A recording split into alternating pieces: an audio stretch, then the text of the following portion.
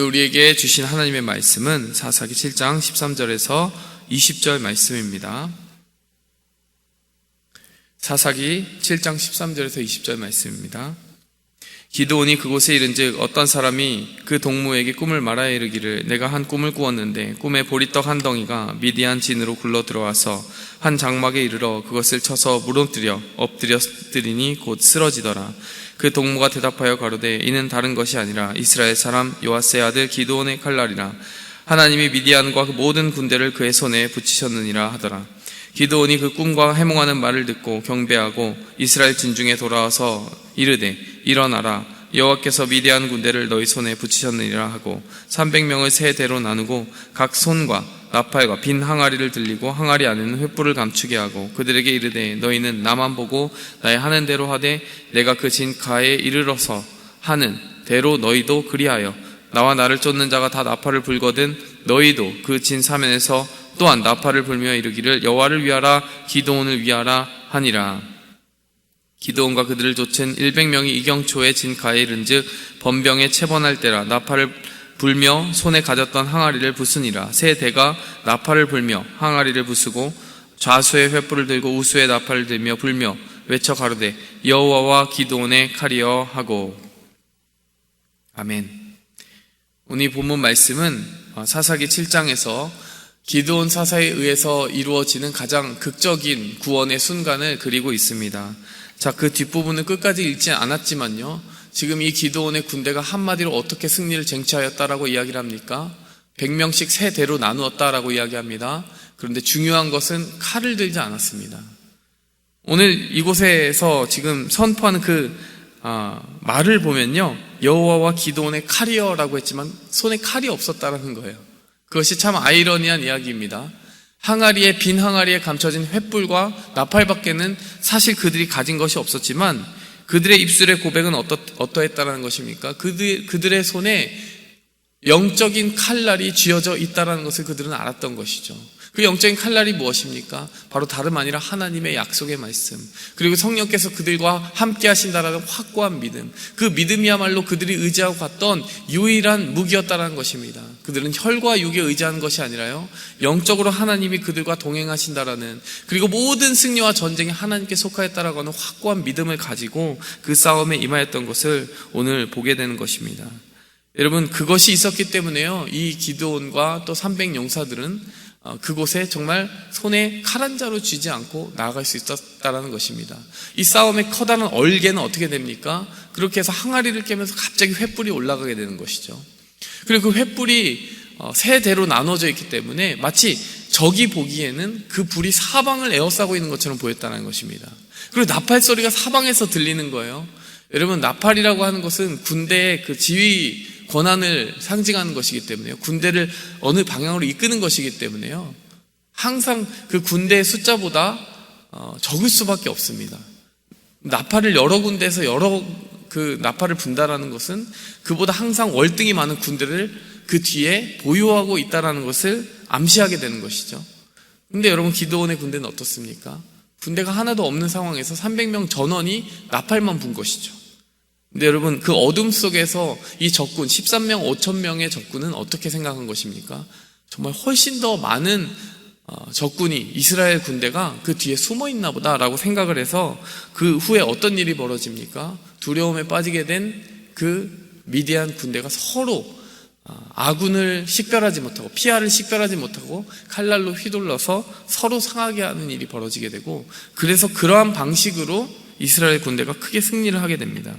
뿐만 아니라 300명이 그렇게 먼저 초두에 나서서 그런 혼란을 야기시킨 후에는 어떻게 합니까? 그 뒷부분에 보면 에브라임과 여러 아셀, 므낫세, 납달리 지파에서부터 많은 사람들을 함께 동역하도록 그곳으로 불러내는 장면이 나옵니다. 23절에 이어지는 말씀이죠. 여러분, 이 사사기 7장 말씀을 통해서 우리가 첫 번째로 붙들고 가야 되는 영적인 교훈이 있습니다. 그것은 바로 두려움을 직면할수록 우리의 믿음이 커진다라는 사실입니다. 여러분, 13절의 말씀에 결국에 이 싸움의 시작이, 이 싸움의 이 커다란 승리의 시작이 어디서 시작이 된 것입니까? 하나님의 말씀에 따라간 거예요. 그 말씀은 다름 아니라 네가 두려워하거든 미디안 진영에 가까이 가라. 여러분, 두려움이 무엇입니까? 우리를 본능적으로 피하게 만드는 본능적인 경고입니다. 내면의 본능의 경고인 것이죠. 우리의 육체의 경고인 것입니다. 여기 가서는 싸워서 이길 수 없겠는데, 그런데 하나님께서 무엇이라고 말씀하십니까? 네가 두려워하거든 너의 부하를 데리고 그 진으로 내려가라. 10절 말씀. 근데 13절에 가보니까 하나님께서 기드온에게 표징을 주시는 거예요. 표징 좋아하는 기드온에게 표징으로 응답해 주시는 것입니다. 여러분, 두려움이라는 것은 참 재밌는 속성을 가지고 있습니다. 여러분, 실제 그 두려움이 있는 곳으로 가까이 가게 되면, 하나님의 이끄심을 받아 가까이 가게 되면 그 두려움을 이길 수 있는 묘안이 보이게 되고요. 두려움의 실체가 안개같이 흩어지게 되는 그러한 역사가 일어난다는 것입니다. 만약 기드온이 그곳을 향하여서 한 발자국을 내딛지 않았다면요, 그 미디안 진영에서 그 사람들이 서로 주고받는 대화의 의미를 알지 못했을 것입니다. 대화를 들어볼 기회도 없었을 것입니다. 근데 여러분, 이 대화의 해몽이 너무 재밌지 않습니까? 떡 한 덩어리가 와서 그 장막을 무너뜨리더라. 떡 한 덩어리가 무엇입니까? 무기가 될 만한 것이 아닙니다. 정말 아무것도 아닌 일상적인 위협이 될 만한 그런 위협의 내용이 전혀 없는 아주 작고 작은 것을 가리키는 것이죠. 근데 그 떡 한 덩어리가 미디안 전체를 무너뜨렸다라고 하는 꿈 아닙니까? 사실 그 부분이 기드온이 붙잡을 수 있는 딱 하나님의 사인으로서 그의 마음에 접수가 된 것입니다. 스스로 보기에도 이 미디안 군대, 좋은 무기로 무장된 미디안 군대 앞에 어떠한 일상적인 수단의 무기도 손에 쥐지 않는, 보리떡 한 덩어리밖에 되지 않는, 한 줌밖에 되지 않는 우리 자신이 무엇을 할 수 있단 말인가 라고 하는 두려움을 기드온이 가지고 있었는데, 하나님께서는 그 꿈을 이 적군의 입을 통해서 꾸게 하신 것입니다. 그래, 너희가 보리떡 한 덩어리 갖고 아무것도 아닌 것 같이, 그런데 미디안을 무너뜨릴 거야. 그리고 더 놀라운 것은요, 그 꿈을 해몽하는 그 옆에 있는 미디안 군사 동료의 이야기입니다. 그리고 이것은 기드온의 군대가, 그리고 하나님의 군대가 우리 미디안을 무너뜨리는 뜻을 가지고 있어 라고 하는 내용을 이야기해 주는 것이에요. 가까이 갔더니요, 적군의 입에서 하나님을 인정합니다. 적군의 입에서 기드온을 인정하는 거예요. 그 표징 때문에 기드온이 큰 용기를 얻게 되는 것입니다. 여러분, 항상 두려움이 있는 그 순간에 첫 번째 우리가 붙들어야 될 상책은 무엇입니까? 두려움이 우리를 이끄는 곳, 다시 말해서 우리를 피하게 하고 달아나게 하는 그 방향으로 갈 것이 아니라 오히려 그 두려움이 있는 곳을 향하여 거슬러 올라가야 된다는 것입니다. 우리의 몸이 본능적으로 피하는 그 방향에 순응할 것이 아니라요, 오히려 두려움이 있는 곳을 향하여 한 발자국 내디디면서 기도하며 하나님의 표징과 말씀을 구해야 한다는 것입니다. 제가 미국에 처음 와서 하나님께 기도한 것이 그것입니다. 하나님, 제가 가지고 있는 두려움, 영어에 대한 두려움이 있습니다. 하나님, 제가 가지고 있는 두려움이 있습니다. 이 미국 시스템에서 교육을 받아보지 못했기 때문에 이 낯설음에서 오는 두려움이 있습니다. 하나님, 어떻게 할까요? 하나님의 마음속에 이런 마음 주시는 거예요. 그 두려움에 직면해서 두려움을 피하여 달아나지 말고 그 두려움에 정면 도전해봐라, 이런 말씀을 주시는 거예요. 그럼 어떻게 해야 됩니까, 하나님? 그래서 제가 나름대로는 그것을 적용하면서 원칙을 세웠습니다. 모든 수업에 맨 앞에 앉겠습니다. 그리고 모든 수업에 3번 이상 질문하거나 답을 하겠습니다. 어느 때는요, 손을 탁 들어놨는데 할 말이 없는 거예요. 내가 무슨 말을 하려고 손을 들었지? 백지장이 되는 거예요. 영어로 이야기하다 보면요, 한국말로 하는 거랑은 정말 좀 차이가 있지 않습니까? 무슨 말을 하려다가도 잊어버린 경우가 많잖아요. 손을 들어놨는데 나중에 이제 녹음한 걸 들어보면 헛소리만 하다가 집에 왔더라고요. 그래서 나중에 녹음한 걸 들어보면서 얼굴이 빨개지는 거죠. 나중에는 들어보지도 말자, 그냥 무조건 손 들고 보자, 내가 하는 대로 하면 되지, 이러면서 이렇게 계속 그 두려움이 있는 방향을 향하여 나아갔던 기억이 납니다. 그러니까 무슨 의미 있는 이야기를 한다거나 질문하는 것도 그 자체의 목적이 있겠지만, 그보다도 내가 가장 두려워하는 곳에 마주쳐서 그 두려움의 실상이 허상이라는 것을 발견하기까지 하나님께 순종해보자라고 하는 어떤 의미적인 결단을 한 것이죠. 그렇게 되었을 때 점점 두려워하던 것이 두려워하지 않게 되는 역사가 일어나기 시작했습니다. 교수님들도 아무래도 좀 더 친근해지고, 그렇게 무서워 보이던 교수님들도 찾아가기 쉽게 되고, 그래서 한두 번 찾아가다 보니까요, 교수님들이 많이 이야기도 나눠주시게 되고 그러더라고요. 이 원칙을 제가 신앙생활에서 참 유용하다라고 느낀 적이 많았습니다. 그러니까 질러놓고 보자, 결단하고 보자, 앞에 가고 보자, 이런 결단들을 참 많이 하게 되었습니다. 그 중에 하나가 청년 사역을 하면서는 캠퍼스 사역이었습니다.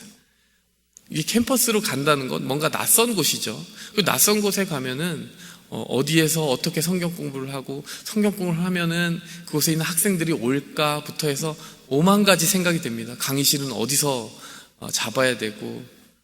근데 일단 가보자, 한두 명이라도 있어도 가보자라고 하는 생각을 가졌는데, 최근에는 에모리에서 캠퍼스 사역이 새로 시작이 되었습니다. 조지아텍과 UGA에서 시작이 되었고, 그리고 그것이 3년 정도 무르익었고, 지금 이제 에모리에서 또 시작을 하였는데요.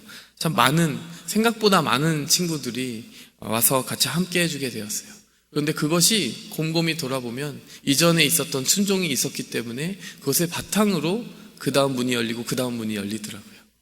이때 만났던 친구들이 그 다음 동역자가 되고, 또 여기서 도움이 되어주고, 또 새로운 사역을 개척할 때 와서 함께 지원군이 되어주고 하면서 순조롭게 그 다음이 열리는 것을 보았습니다. 그런데 이전에 순종하지 않고, 이전에 그 두려움을 이기고 직면해보지 않았다면 그 문이 열리지 않았겠구나라고 하는 생각이 들어서 그 부분을 계속 묵상하면서도 이런 생각이 들었어요. 우리가 두려움이라고 하는 허상을 붙들고 갈 것이 아니라, 그것에 휘둘릴 것이 아니라 하나님의 성령께서 주시는 비전, 그것이 실상임을 알고, 믿음은 바라는 것들의 실상이요 보이지 않는 것들의 증거인 줄 알고, 하나님의 말씀과 꿈을 의지하여 그 방향으로 나아가야 되겠다라고 하는 생각을 계속해서 믿음의 원칙으로 붙들게 되는 것이죠. 여러분, 우리가 이것을 우리의 삶 속에 어떻게 적용해야 되겠습니까? 여러분, 하나님은 항상 직면하라고 하시는 분이십니다. 직면하는데 그냥 직면하는 것이 아니라 긍정적인 결과를 기대하고 믿음으로 직면하라고 하시는 분이십니다. 여러분, 우리의 삶 속에 두려운 관계가 있습니까? 마주치라는 것이죠. 해결되지 않을 거야, 이대로 끝나버릴 거야, 이 관계는 끝났어, 그것이 아니라 그 두려움의 관계, 나를 두렵게 하고 정말 뒤로 물러서게 만드는 그 관계를 어떻게든 하나님께 붙들고 기도하며 직면해야 되는 것입니다. 우리의 경제적인 문제도 직면해야 되는 것이죠. 우리가 어떠한 우리의 마음속에 계속하여 믿음을 누수시키는 그 방향을 향하여서 피할 것이 아니라 직면하면서 하나님께 구해야 한다는 것입니다. 야곱에게도 그런 믿음이 있었습니다. 하나님이 야곱에게 이스라엘이라는 이름을 주셨습니다. 하나님과 겨루어 이겼다, 사람과 겨루어 이겼다. 여러분, 야곱은 원래 어떤 사람이었습니까? 모든 가족과 떼를 다 먼저 강을 건너보내고 자기는 야복강 가장 뒤에 숨었던 사람입니다. 굉장히 두려워했던 것이죠. 근데 하나님께서는요, 도망갈 길을 없애셨어요. 그의 뼈를 부러뜨리시고 여차하면 도망가자라는 그 마음을 꺾어버리신 겁니다. 그리고 그 대열의 맨 앞에 야곱이 서게 만드셨습니다. 야곱이 그렇게 두려웠던 에서를 만났는데요, 에서가 갑자기 야곱을 부둥켜 안고 울기 시작하는 것입니다. 만약 야곱이 두려움과 직면하여서 싸우지 않았다면, 하나님께서 주시는 그 믿음과 확신을 자신의 것으로 받아들이지 않았다면 분명히 그러한 결과를 만나보지는 못했을 것입니다. 때로는 우리의 마음속에 두려움에 순응하는 마음이야말로 하나님의 역사를 가로막는 가장 큰 장애물일 수 있다는 것을 우리는 기억해야 될 것입니다. 오히려 그것을 거슬러 일하는 것이 하나님의 방법이고 하나님의 방식일 때가 많다는 것을 기억해야 됩니다. 두 번째로 우리가 기억할 것은요, 하나님의 말씀의 표징을 의지해야 된다는 것입니다. 오늘 18절 말씀 보시면요, 기드온이 이렇게 지시를 합니다. 너희도 그 진 사면에서 또한 나팔을 불며 이르기를 여호와를 위하라, 기드온을 위하라 하라. 여러분, 이 말씀을 보면요, 사실 살짝 고개가 갸웃해지지 않습니까? 지금 기드온의 지시가 어떻습니까? 하나님을 위하여, 기드온을 위하여. 하나님을 위하여는 이해를 하겠는데 왜 기드온을 위하여라고 하는 말을 여기다 붙였을까? 기드온의 마음속에 교만이 있었던 것인가? 이런 생각을 하게 됩니다. 근데 사실은 이유가 있지 않습니까? 하나님께서 주신 지시를 그대로 따라가게 되면, 하나님이 주신 지시는 무엇이었습니까? 그 진 가까이 가면 해결책이 보일 것이다. 근데 그 진 가까이 갔더니 그 미디안 군대의 입술에서 무슨 말을 한 것입니까? 이런 말을 한 것이죠. 이것은 다른 것이 아니라 이스라엘 사람 요아스의 아들 기드온의 칼날이라. 14절 말씀입니다. 하나님이 미디안과 그 모든 군대를 그의 손에 붙이셨느니라. 14절 말씀에 보니까요, 하나님이 이 기드온에게 들려주신, 이 적군의 입을 통하여 들려주신 말씀이 바로 그 말씀이었어요. 이 미디안이 어떻게 지게 될 것인가, 우리 군대가 어떻게 이스라엘에게 패배하게 될 것인가, 기드온에 의하여 하나님이 하셔서 지게 될 거야. 14절 말씀을 사실은 18절에 기드온은 그대로 인용한 것뿐입니다. 여러분, 기드온은 교만해서 자신의 이름을 여기다 끼워 넣은 게 아니라요, 하나님이 주신 표징을 그대로 하나님이 주신 표징이군요 라고 인정하는 마음을 가지고 그것을 믿음으로 말씀을 담아 선포한 것이죠.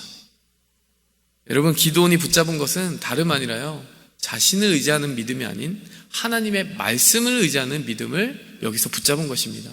얼핏 보아서는 기드온이 자기 이름을 내세운 것 같지만 그것이 아니라 하나님이 주신 표징의 흐름을 그대로 따라서, 아, 저렇게 이야기를 하는구나, 그러면 저렇게 그대로 선포하자. 하나님이 주신 표징을 표징으로 인정하는 마음이 있었던 것이죠. 여러분, 우리에게 인생에도요, 여러 가지 선택의 기로가 있을 때가 있습니다. 하나님께서 주신 말씀이 없이는 그 하루에 정말 믿음의 기초를 삼기 어려운 때가 있습니다. 항상 그 두려움의 순간마다요, 다른 것이 아닙니다. 나의 어떠한 수단과 방법과 지혜를 의지하는 것이 아니라 하나님이 주신 말씀을 꼭 의지하고 그 말씀을 달라고 기도하는 그런 우리가 되기를 원합니다. 제가 미국에 유학 오면서 커다란 두려움이 있었던 것 같아요. 어떤 두려움이 있었냐? 첫째는 가족을 떠나는 그런 두려움이 있었습니다. 그리고 또 한 가지는 정말 이곳에서 하나님이 내게 맡기신 그 일들을 다 할 수 있을까? 한국에서 신학교를 나와도 될 텐데 어떻게 보면 선교적인 의미를 가지고 선교사로서 훈련되는 그것까지 같이 겸하기 위해서 영어로 신학을 해보자라고 하는 마음을 주셔서 가는데 그게 내 힘으로 되어지는 것일까? 많이 기도하던 중에 하나님께서 창세기 28장 15절 말씀을 볼 때 계속 마음이 거기에 붙들리게 하셨습니다. 내가 너와 함께 있어 내가 어디로 가든지 너를 지키며 너를 이끌어 이 땅으로 돌아오게 할지라. 내가 내게 허락한 것을 다 이루기까지 너를 떠나지 아니하리라. 이게 야곱이 삼촌 라반의 집을 향하여 나아갈 때 주셨던 그 말씀을 볼 때에 저의 마음에 큰 감동함이 있었습니다. 어디로 가든지 너를 지켜주고 다시 돌아오게 할 것이다. 타향에서 계속 사는 그 삶 속에서 고향과의 끈이 끊어지지 않게 해주겠다라는 그 하나님의 성령의 음성이 들리는 것 같았어요. 무엇보다 내게 허락한 것을 다 이루기까지 떠나지 않을 것이다. 거기서 가장 감동되었던 것은 내게 허락한 것이 있다라는 사실, 하나님이 주권적으로 예비하시고 준비하신 허락하신 것이 있다라는 사실. 내 계획과 내 뜻과 내 힘으로는 아무것도 보이지 않아도 하나님이 허락한 것을 마주치고 그 선물의 포장을 열어가는 것이 우리 인생의 본질이라는 사실을 그 말씀을 통해서 다시 한번 되새기면서 큰 용기를 얻은 적이 있습니다. 여러분, 기도원도 마찬가지였어요. 결정적인 한 방은 무엇이었습니까? 하나님이 주신 표징과 그 안에 담겨있는 약속의 말씀을 성령을 통하여 들었을 때 그가 정말 자신의 자연적인 성품을 뛰어넘는, 초월하는 그러한 두려움을 뛰어넘는 확신의 사람으로 설 수 있게 된 것입니다. 여러분, 우리의 삶 가운데도 선택의 기로마다 하나님의 말씀을 구하시기 바랍니다. 그 말씀을 붙들고 오늘 하루의 삶을 승리하고 하나님께 영광 돌리는 그 하루가 되기를 원합니다. 함께 기도하겠습니다. 하나님 아버지, 감사합니다. 두려워할 때 움츠러들고 반대로 달려가는 것이 우리의 인간의 성정이지만 하나님, 우리의 육의 본성을 거스려서 하나님의 영의 흐름을 따라 성령의 인도함을 받기 원합니다. 하나님의 약속이 기다리는 곳은 때로는 우리가 가장 두려워할 만한 그곳에서 바로 하나님의 역사가, 하나님의 일하심이 가장 크게 예비되어 있음을 기억합니다. 하나님, 그곳을 향하여 나아가게 도와주시옵소서. 하나님, 무엇보다 하나님의 말씀을 의지하며 나아가게 도와주시옵소서. 내가 할 수 있다, 내 힘으로 할 수 있다는 자기 최면의 결과로 두려움을 이기는 것이 아니라 하나님의 말씀을 통하여 확신을 받게 도와주시고 우리의 내면의 미세한 음성으로 이야기해 주시는 성령의 용기를 주심, 위로 주심을 들으며 그것을 의지하며 나아가게 도와주시옵소서. 무엇보다 이 시간 이 자리에서 기도하는 주의 성도들에게 그 하나님의 말씀을 들을 수 있는 특권을 허락하여 주시고 그 삶의 모든 두려움이 직면하면 직면할수록 녹아지는 은혜, 말씀을 붙들면 붙을수록 녹아지는 은혜를 경험케 도와주시옵소서. 예수 그리스도의 이름으로 기도했습니다. 아멘. 하늘에 계신 우리 아버지여, 이름이 거룩히 여김 받으시오며 나라의 마옵시며 뜻이 하늘에서 이룬 것 같이 땅에서도 이루어지이다.